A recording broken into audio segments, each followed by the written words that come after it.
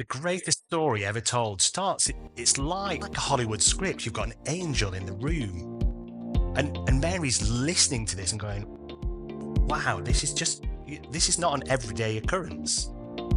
And yet, what we might be feeling in reading that is, if you've had this big angelic thing and you need to go and do that, and that's here, then you might be thinking, right, well, that's, if I've got the Son of God in my, we're going to give birth, and then he's going to do amazing things, and then in about, I don't know, 10, 20, 30 years, like the whole world will be saved. I've had an angelic vision, not just any old angel. This is the angel Gabriel. He's like the big boss. This is all good. And yet, that's not how it's not, if you know the story, it's not actually how the story pans out.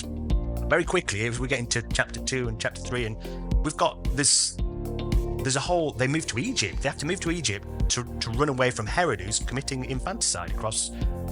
Jesus would have been killed if he'd stayed where he was.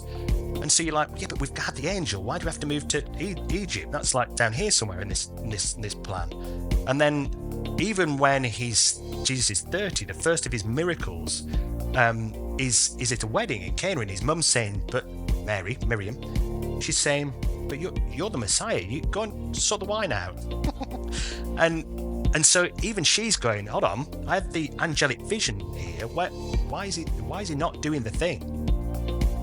And sadly, when we hear the voice of God, when we have those experiences of angels or audible voices or things like that, it's very rarely a linear line from hearing God's voice to the thing happening.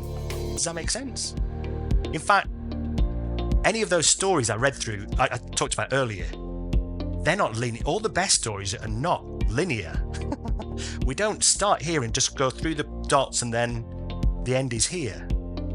If you read, I don't know, Lord of the Rings, and Frodo got up one morning, found a ring, chucked it in the fire, came back, home in time for tea, you'd be like, that would be a really dull story, wouldn't it?